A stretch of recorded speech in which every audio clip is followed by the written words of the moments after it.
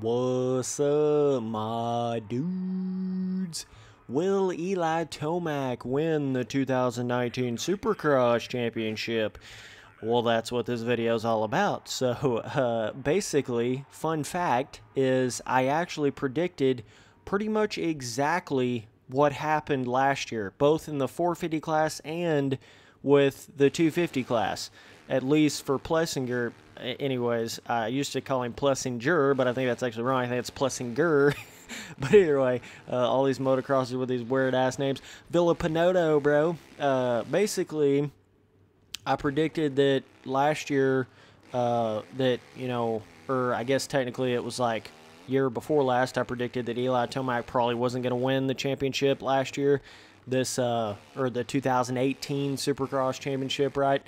I basically predicted that. I was like, something's going to happen to him. He's not going to be able to handle the pressure. He's not going to be able to do it. Just from seeing him the year before, I thought that, probably just he wasn't going to get it. And then I predicted that Plessinger was going to win it. If you guys remember those couple of prediction videos I made, like 250 and 450 class predictions for the 2018 Supercross season, I was like, I think it's Plessinger's time. I think he's got it. I think he's probably faster than just about any of them. He just hasn't been able to pull it all together, but I think it's his time. And look what happened. So either way, I just wanted to kind of point that out. Thought it was kind of funny how I straight up like psychic level predicted all the 2018 shit. So I don't know for 2019.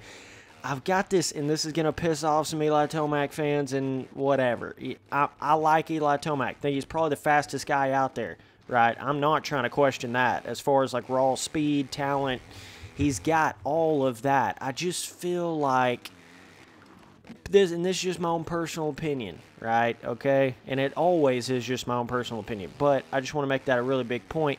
Like, me saying this is not me saying that Eli Tomac is bad or not very good or, these other guys are so much better. It's not like that. I mean, to be completely honest with you, Eli Tomac is probably the funnest rider to watch at this point.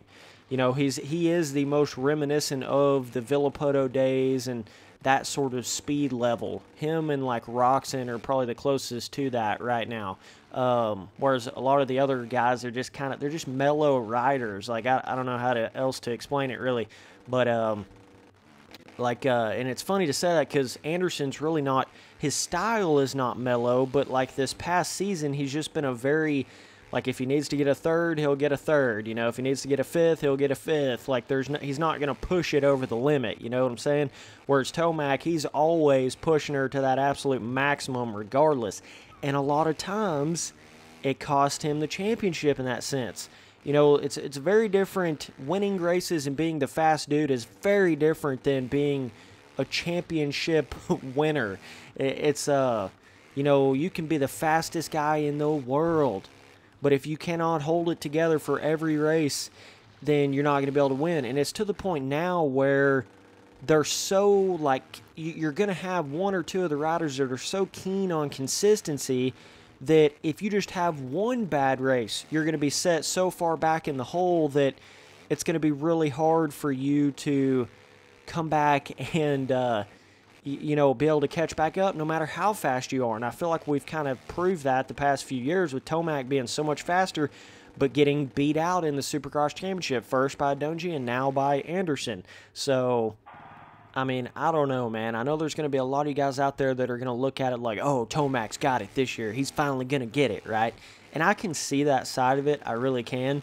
Because it's like, man, you would think he would have got her figured out, got her learned. What put him in such a hole last year was, or this past year, I keep saying last year, I mean this past year. It's really confusing because the Supercross Championship's already over for this year, so you say like last year, but you mean you're still in 2018, but you're meaning 2018. But either way, basically what put him in that hole was that crashing at the very get-go. Wasn't that at like Anaheim 1 maybe? Or when the hell was that? When he crashed her pretty good. Him and Monceu both were out for like 2 or 3 races apiece. So it put them way down in the points right off the bat. I mean, I thought there was no way Tomac would even remotely have a chance. Same way with Monceu, missing 2 or 3 races like that. You can't afford that shit. And that's the thing. All it takes is one little bobble, and you get one little shoulder injury or wrist injury or whatever, and you got to miss 2 or 3 races, and then you're going to have to be James Stewart and a half or Villopoto and a half to remotely even think about coming back and winning the title at that point. That's how close the racing is. So that's how important it is to be like Mr. Consistent, you know, at this point. You can't just win off of raw speed. It just doesn't work like that. I mean, hell, Tomac won how many races that one year? 9 or 10? I think it was like 9 maybe. That's like half of the fucking races. Home Dog won that shit and still didn't get the title, you know, and that was back at when he was going up against Dungey. And then Anderson he did have one little bad race there towards the end, but he just kept her steady. There was no races that Anderson was like super amazing, super impressive. Wasn't like, oh my God, Anderson's flying, but it was like, oh my God, Tomac's flying. You know, Tomac's wicked bad to the bone. Oh my God, these whoops, dude. Some of these Reflex custom SX tracks, I'm not like super used to the way they're designed in this game, so you got to give me a minute. I've never even rode on this track right here before either, so yeah, that's why I'm looking a little kind of weird not being able to hit some of these jumps. But yeah, I mean, there's no question Tomac's wicked. He won the outdoor championship. Is this the second year in a row he's won the outdoor championship? I kind of lose count here. I think it might actually be. So he's got that whole outdoor thing going for him, but as far as indoors, he's struggled as far as like championship. He's got all the speed, the winning potential, you know, all those aspects are there. It's just the putting it together for a full championship, and that's what it's like. There's so many of them that just can't get that aspect of it. And it kind of reminds me of how Stewart was like in 2011, 12, and 13, and 14, you know, wicked fast, you know, absolutely like putting fire on the dirt fast, like super fast, you know, super hot, like everything you could explain as far as like a wicked motocross speed rider, but could never pull it together for the championship in the years of 2011 through 14. So and I think even Dungey won in 2010, but I think Stewart crashed that year or whatever and was out. But he was pretty, I mean, somewhat healthy from like 2011 through 14. I know he did have some mishaps, but I mean, good God, man, you know, and that's what it comes down to. It's did you wreck one race or did you not wreck? It's about the minimizing of the wrecking and missing points. You know, I think it's way more important about not missing a race than it is winning a race. You understand what I'm saying? Way more important. You know, because it's like you can win a championship and not even really be all that crazy impressive, but just as long as you don't miss a race, man. I mean, it's just so crazy how it's like that. But that's kind of how that 2013 year was when Villopoto wrecked there at the beginning and was having trouble. And Millsaps had, you know, the points lead there for quite a while. But it was like in that particular situation, Villopoto like came out and won like, I don't know, 6, 7 in a row or some crazy shit. Was like going off there at the end of 2013.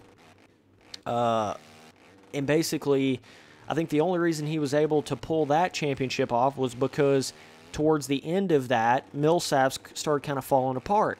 You know, if Millsaps would have just held it somewhat together like he did at the beginning of 2013, he'd have won the title in 13. In Villopoto, there's nothing he could have done, no matter if he would have won all of those next races. If Millsaps would have just held it together, not even riding like super impressive, just held it together, getting like thirds and fourths and shit, Villopoto wouldn't have beat him.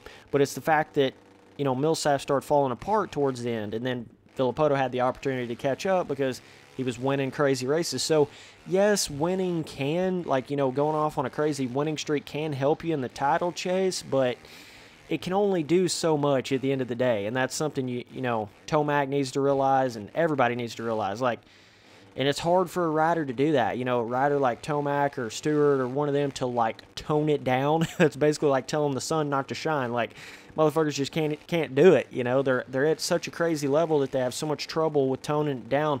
And that's what's interesting about the way Villopoto rode back in the day was he was wicked like Tomac, but also he could tone it down too. That's why I consider Villopoto the GOAT, because he was able to do that like no other, like I've never seen before.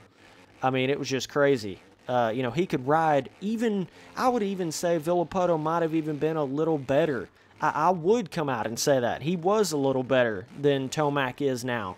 And that's crazy to even say that. But I mean just raw speed, raw, like, grip out of the corner, traction out of the corner, looking like they're on a rocket ship, literally. You know, that, like, laser line railing the track. Like, Villopoto was even better than Tomac is now. But he also had a consistency side to him and a, like, will to win the championship and ability to figure out how to win the championship no matter what happened. You know, no matter what was thrown at him, he was able to do it. And that's why you saw that 4 in a row. Once he figured out how to do it, it was history at that point, you know. So that's what I'm saying. Tomac just hasn't figured out how to do it yet as far as indoors. He just hasn't figured out that championship, you know, how to put it all together type of thing to it. And I mean, personally, I just feel like you're going to have a lot of people there, man. You're going to have Osborne 450s, which you know he's bad to the bone.